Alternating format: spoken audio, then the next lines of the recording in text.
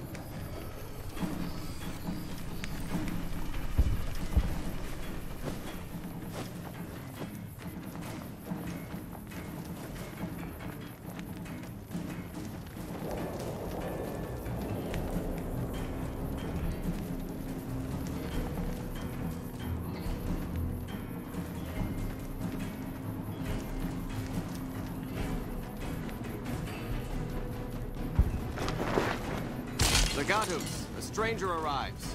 One who bears the mark. Finally, Mars has accepted my sacrifices and unleashes me. You are the courier Lord Caesar has spoken of. The slaughter begins then. In the past, the NCR has relied upon attrition, withering our numbers with ranged fire and falling back as necessary. Not this time. The dam contains tunnels to its heart, overlooked by the NCR, now occupied by the Legion. When the battle begins, the NCR will find our teeth at their throats in a dozen places. There will be no attrition, no falling back, only carnage. Our forces are better equipped to take objectives than hold them. I do not wish to defend this place if another option exists. Our opponents follow a strict chain of command, which is both a strength and weakness.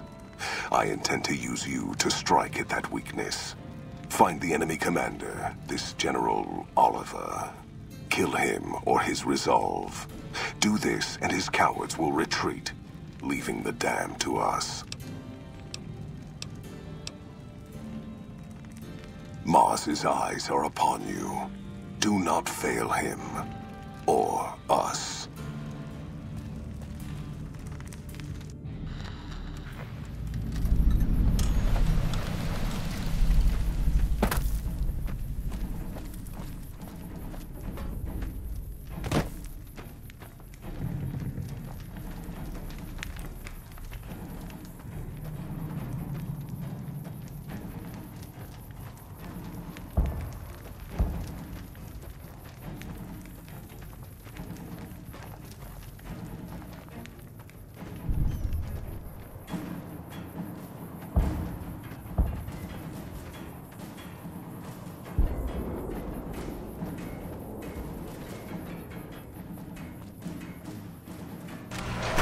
So you must be the courier the reports mentioned.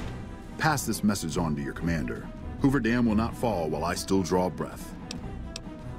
Fool. We've fortified this place to hold out indefinitely against an army. What chance do you think you have?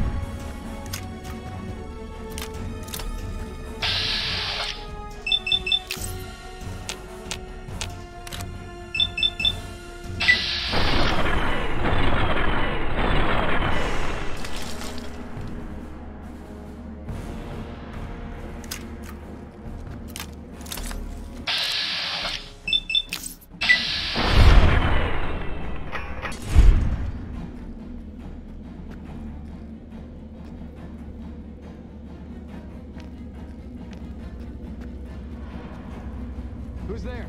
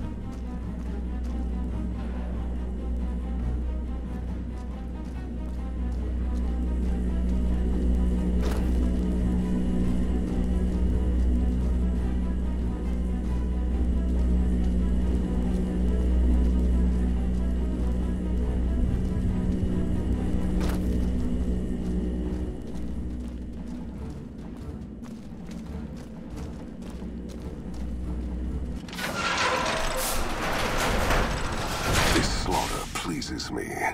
No act is more sacred than consecrating a site in the blood of one's enemies. The rest of the dam is fully under our control. A few pitiful holdouts remain, but their time is short. The general was the last source of concern. With their commander dead, the NCR will pull out of this region, allowing our conquest to continue westward unopposed for a time. The Legion will swell with the number of slaves we will claim from this place, and the tribute we gather will fund further campaigns.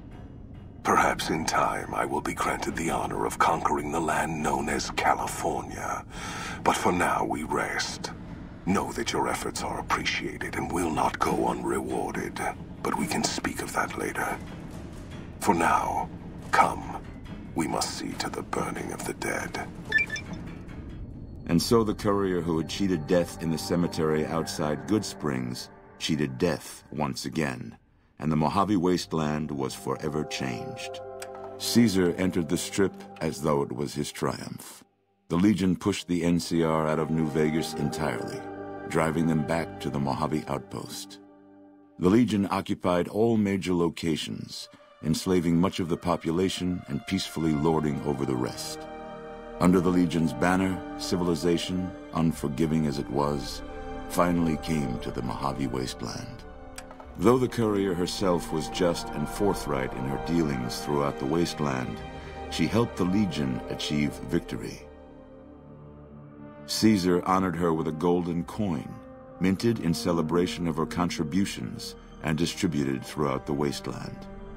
Though some super mutants in Nightkin continued to journey to the legendary Utobitha, they found little trace of its existence. Some eventually found their way to Jacobstown, but many wandered off into the wastes, confused and disheartened. After a long and eventful life, Raul's luck finally ran out during his time with the courier. Without organized leadership, the remaining boomers slowly drifted away, leaving Nellis Air Force Base to be flooded by prospectors and scavengers. All of the boomers' accumulated knowledge quickly scattered, and their existence slowly faded from memory. Buried beneath tons of rubble, the Mojave chapter of the Brotherhood of Steel was no more. Those few who were outside the Hidden Valley bunker when it was destroyed settled into new lives, or headed west to find a new chapter to join. At odds with leadership over the Brotherhood's future, Veronica looked to the Mojave Wasteland for an answer both she and they could live with. But the answer would never come, and the dangers of the world that had left the Brotherhood of Steel behind would eventually claim her life. Their leaders destroyed by the courier, the fiends scattered throughout the wasteland.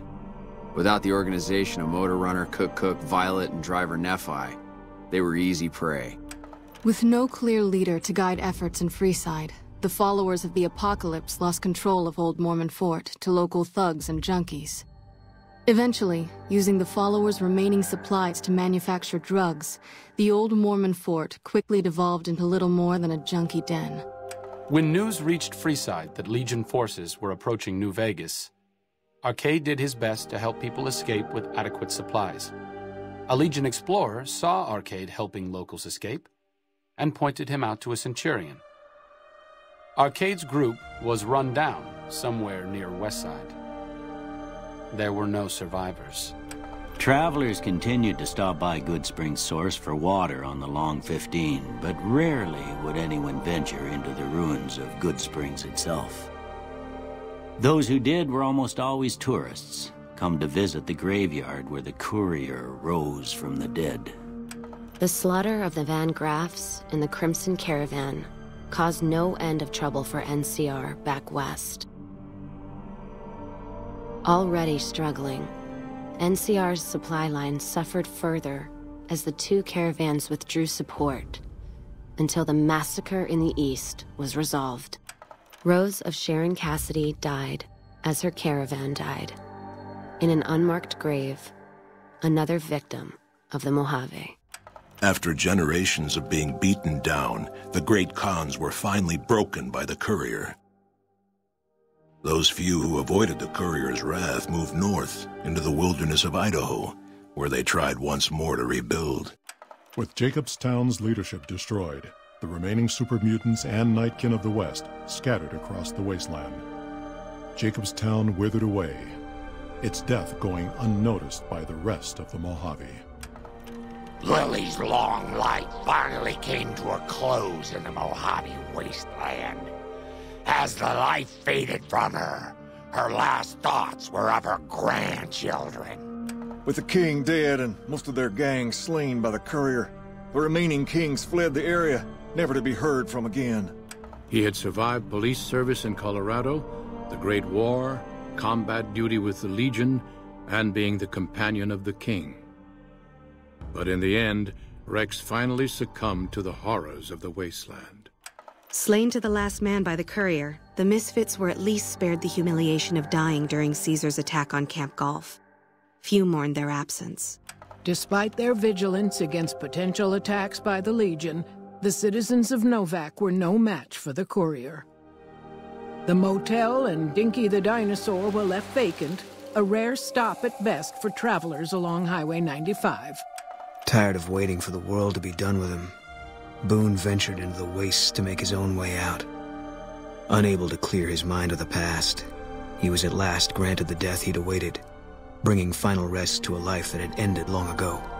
After Hoover Dam, the leaderless powder gangers at the correctional facility vanished into the wastes, leaving the prison empty. The correctional facility became another abandoned ruin in the wasteland, its carcass occasionally picked over by enterprising prospectors. With Cook dead, the powder gangers at Vault 19 fell apart. Those who weren't destroyed by the courier fled into the hills or attempted to work their way back through the Mojave wasteland. Few survived. Prim, already torn apart by powder gangers, was dealt a killing blow by the courier. Though prospectors pick through the remains of the town from time to time, no one reestablishes it as a settlement.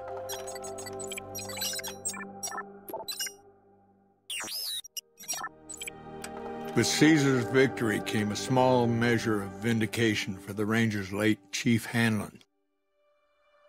Upon the military's return, debate raged within NCR's Senate about who was to blame for the loss of Hoover Dam. Though some in NCR regarded Hanlon as a traitor, many believed he was the only military commander who saw the futility in defending New Vegas. After their bold arrival at Hoover Dam, the remnants disappeared as quickly as they came. Legends of their power spread throughout the Southwest, a reminder of why people once feared the sight of vertibirds in the sky. And so the courier's road came to an end, for now. In the new world of the Mojave Wasteland, fighting continued, blood was spilled, and many lived and died just as they had in the old world. Because war never changes.